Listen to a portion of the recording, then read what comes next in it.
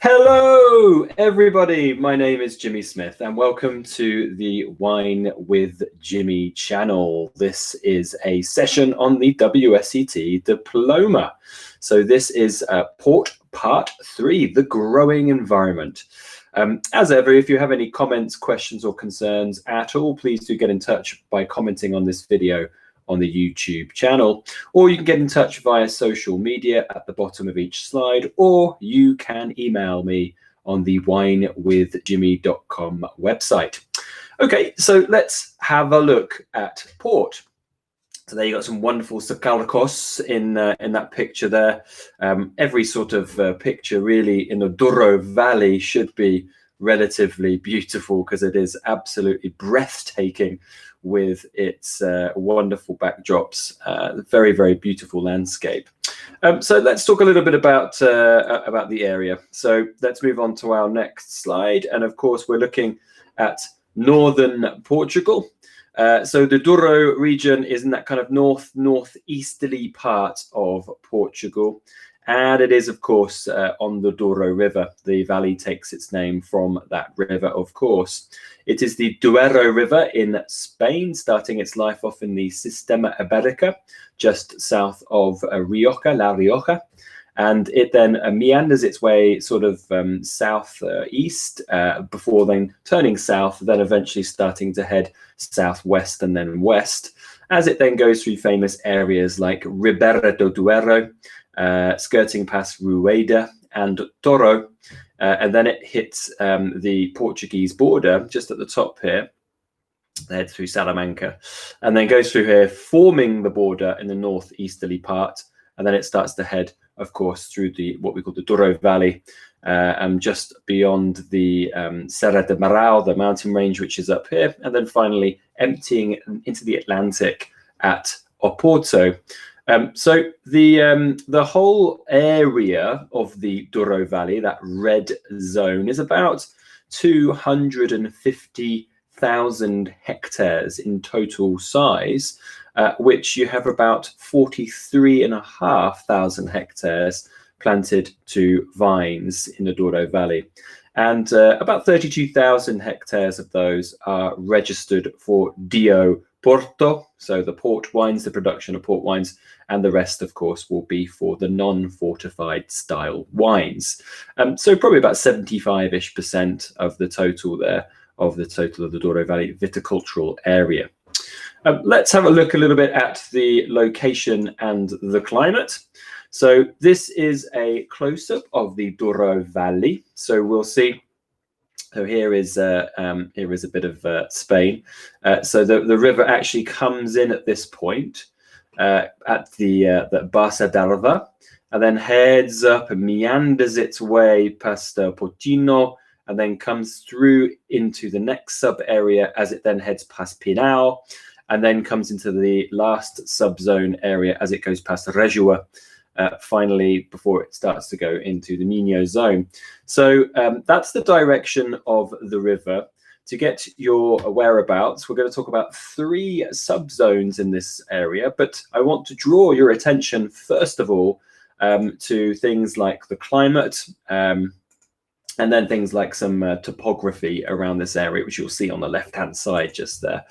So this area is a warm continental climate, broadly speaking, and temperatures will easily hit 40 degrees Celsius. I'm not sure what that's in Fahrenheit, but you can work that out in the summer days. And then freezing temperatures are not unusual in winter, hence it is a continental type climate.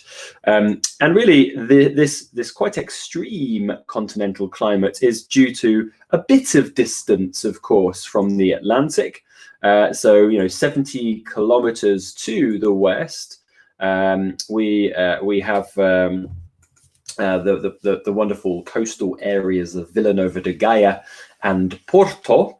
And of course, they are much more maritime in their climatic type, due to the fact, of course, they are right on the brunt of the Atlantic. So here we've got a bit of distance from the Atlantic, but then we also have the shelter and protection from this mountain range on the left-hand side, which is the Serra de Marau. and that offers that protection. It's a buffering topographical mountain range, which really starts to protect it from that Atlantic effect. So that means that the regions here we're looking at remain warmer and drier than those areas that will lie to the west, the Minho district, and also the cities of Oporto and Vila Nova de Gaia. Okay, so that's our first little bit. Now let's look at the subzones, the three sub areas of the Douro Valley, which of course you will need to understand. Let's begin with our most westerly point, which is the Baixa Corgo.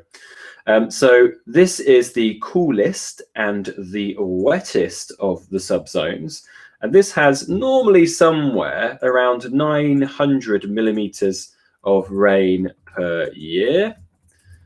Okay, so 900 millimeters of rain per year in the Baixa Corgo. And according to this, you'll see, I mean, these colors are actually in the growth season. You'll see there's a little key here, and these are rainfall levels during the growth season. You'll see around Rejua, in this area, the Baixa Corgo, it's mainly green, which is about 400 to 500 millimeters of rain a year. And then really at the far extent there to the west, it goes into this kind of slightly 500 to 600 millimeters. But per annum, it's around 900 millimeters per year in the Baixa Corgo. So with being cooler and wetter, it tends to produce fruit, which will be mainly used for the more inexpensive products. But also the fruit may be pulled from here to create more freshness in blends, and also for more lighter, easier drinking, unfortified wines in the Baixa Corgo. Our second area, it's been identified at the top of your screen there, the Sema Corico. And this is warmer and drier. Let's pop down at this. This has about 700 millimeters of rain per year. And you can see here we're green to yellow for this area, sort of green to yellow color on this chart. So during the growth season, somewhere around 300 to 500 millimeters of rain per year, but a total annual rainfall of around 700 millimeters per year. And many of the most well-known producers here, certainly your Symingtons and Taylor Fladgate and so on, will have vineyards within this part. It is said to be the most balanced, producing some of the highest quality grapes. So you'll find a lot of the vintage ports, age-indicated ports, like the Tawneys, for instance, from the special category section of port, will be produced from grapes from these sites. It centres, almost centres, but you see it's sort of central left here around Pinau, which is said to be kind of the cultural centre of this region. So that is the Sema Corico. After that, we have the area that just is to the west, just to the east. Apologies. This is the Douro Superior. Yes, this is the one that is sandwiched between the Sema Corico, that's the border just here, and Spain, and it's quite a spread out area. You can see that the colors are a little bit different here, but in terms of annual rainfall, we're looking at something around sort of 450 millimeters per year for the Douro Superior. And on your chart, you'll see that it's mainly these kind of orangey colors. So it's kind of 100 to 300 millimeters of rain per growth season in this zone. So this is really quite a dry area. You know, it's due to the fact it's the furthest from the coast. With those issues of low rainfall, this can cause a problem with drought. So that is a frequent problem in this zone. It tends to be the most sort of sparsely planted out of our three zones. But as it allows for some flatter land in certain areas, you'll actually find that there are increasing amounts of plantations here because mechanization is possible.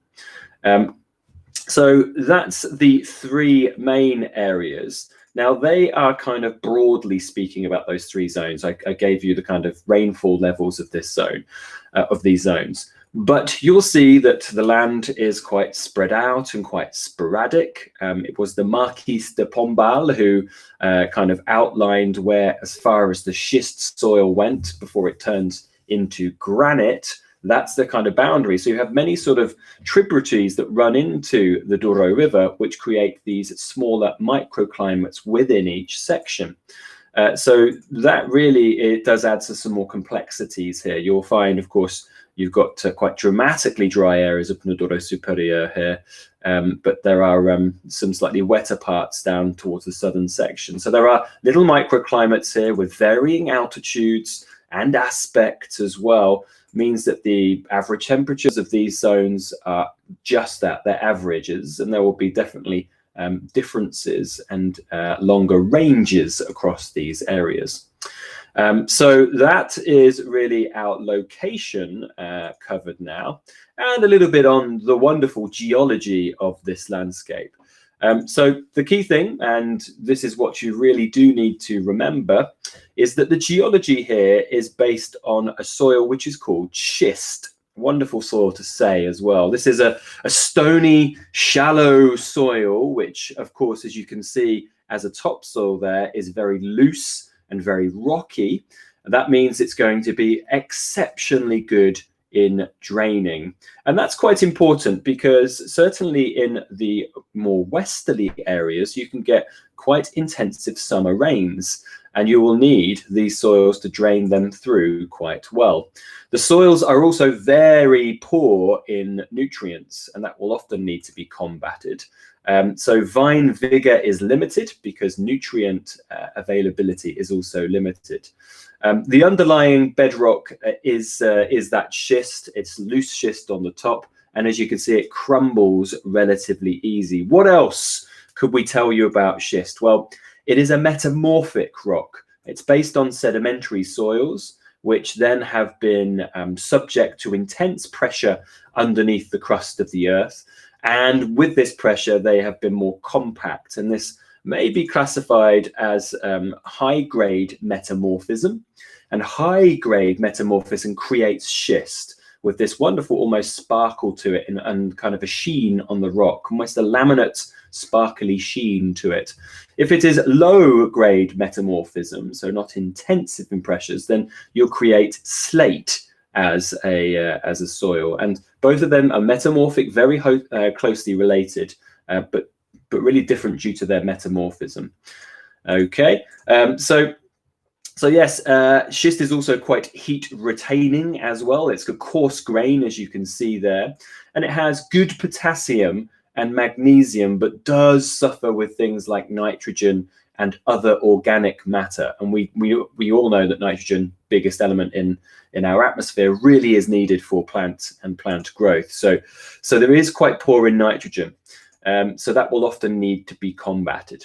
Okay, so important things here: great drainage, but low in certain nutrients, which means vine vigor is limited, but still all round a very high quality soil indeed. Right, let's move on. I think we have another picture of it as well. Yeah, there's another picture of some more compact schist. And the interesting thing here as well, due to the plate activity around here, so the earth plate activity, these sort of ancient movements of tectonic plates here have actually caused the schist to split into more vertical layers, whereas schist often is much more horizontal.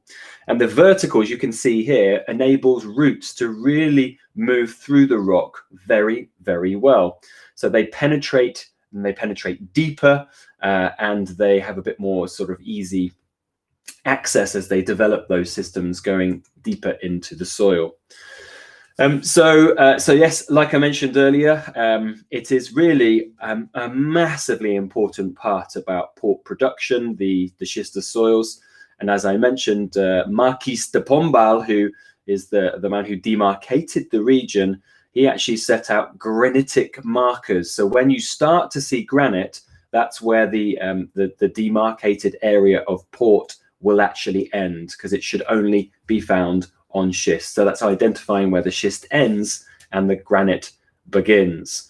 And that is about it for our geology for this section. Okay, yeah, let's have a look. Next one. So a little bit around irrigation next. And I've got to put, this is not in the Douro Valley because it is difficult to actually find irrigation in the Douro Valley, because irrigation here is only permitted in exceptional circumstances when there are extreme periods of drought where the vine could go through very intensive hydric stress. So really the water that is available to the vine is only the natural water which comes from precipitation and some surface runoff and things like that. So remember, we looked at that map earlier, and during the growth season, certainly in the Douro Superior, which really suffers with stress of the vines through drought, you're looking sometimes in the growth season around only 100 to 200 millimeters of rain, which is really a big challenge for a vine to survive in those conditions. So that's pretty much one of the major reasons why you find little plantations in the Douro Superior in comparison to the other two subzones, the Sema Corico and the Baixa Corico. Next up, about the very famous layout of the landscape. This was our holding picture from the start of the presentation. And we've got the three methods of vineyard plantations, vineyard management and design. So first of all, these are the famous Calcos. These are the real traditional methods of vineyard plantations, and they're on quite narrow terraces supported by those walls you can see in that picture, walls of dry rock. And masonry work here is actually very much highly prized, because when it does rain sometimes quite heavily, certainly during summer, some of these walls can be dislodged and they need to be hammered back into place. These terraces that you can see allow for planting densities around 6,000 vines per hectare. And you'll see, of course, by looking at this picture, it's going to be exceptionally difficult for mechanization. There's very little. You can definitely get there are some roads here that you can get up to these terraces, but really getting into the vines is a very struggle indeed, big struggle. So labor is pretty much heavily intensive here in terms of course, tending to the vine, maintaining the walls. And if you are starting to structure and plant new vineyards, so Calcos are not usually considered due to their expense. They are an old, traditional and ancient method in this area. They are protected under the UNESCO World Heritage Scene, so they cannot be adapted as well. Like a listed building, they have to remain intact, so they can only be worked upon as a Calcos.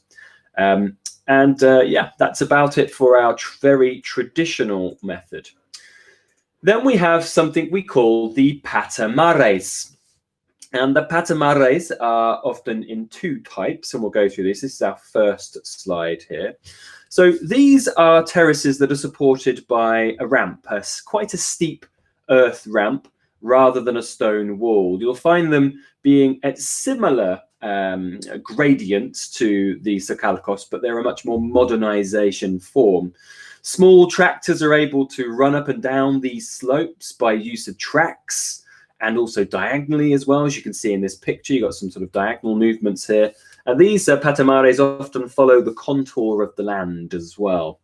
They're cheaper to start and to create and implement and maintain than a Calcos. However, you can get issues. There can be erosion because there aren't interlittle terraces. This is a slope. And you can get growth of weeds here as well, which can compete against the vine's root systems. Plant densities here, as you can see, that you really can't get much in this space because it's following those contours. So you're looking at around 3,000 to 3,500 vines per hectare. So that's about half of what the Calcos would have. It's majorly really because the ramps take up so much space within there.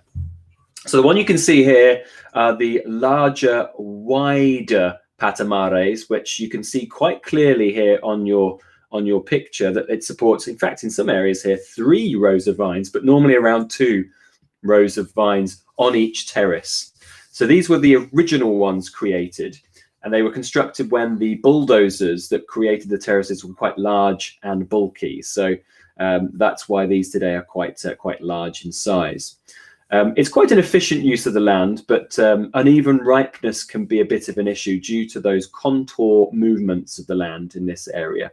And certainly because the exterior row of vines, the one on the edge, will certainly get the most. The one that sits inside is going to get less sunlight due to a bit of shading. So there can certainly be some uneven ripening in this form. The second form is the more modern look of Patamares.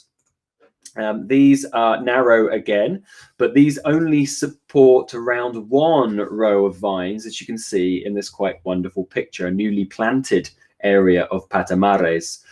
So they are carved by newer and smaller mechanical bulldozers, and often laser technology is used to guide and give precise construction of this area.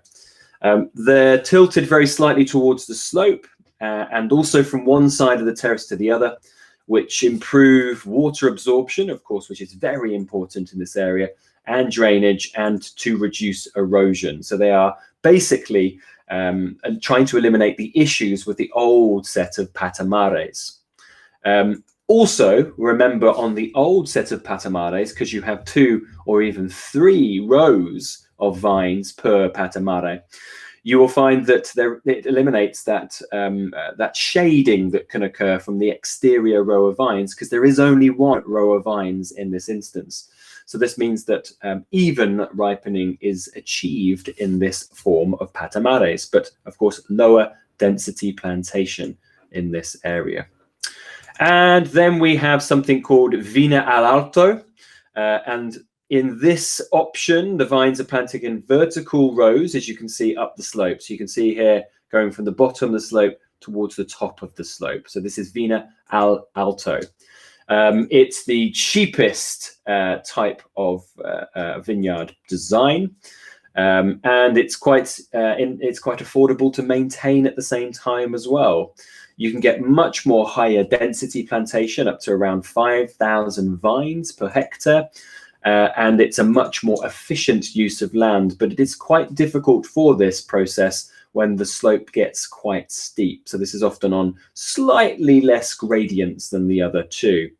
And certainly if it gets around sort of 40–45% plus in terms of gradient, mechanization, which this is often really used for, becomes almost impossible. So when it comes to that sort of 40–45%, that's when they start to use the Patamares. So Patamares today are being used for the steeper gradients, and Verna Alto for the less steeper gradients, of course. You can, though, because it is one slope, and certainly with younger vines that haven't binded the soil so well together, you can get water runoff and erosion here.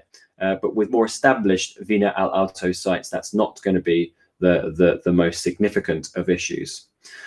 So it's not the most used, but we will certainly find it out in the vineyards of the Douro Valley. Okay, so that is our growing environment complete. The next one is going to be talking about vineyard management, pruning, etc.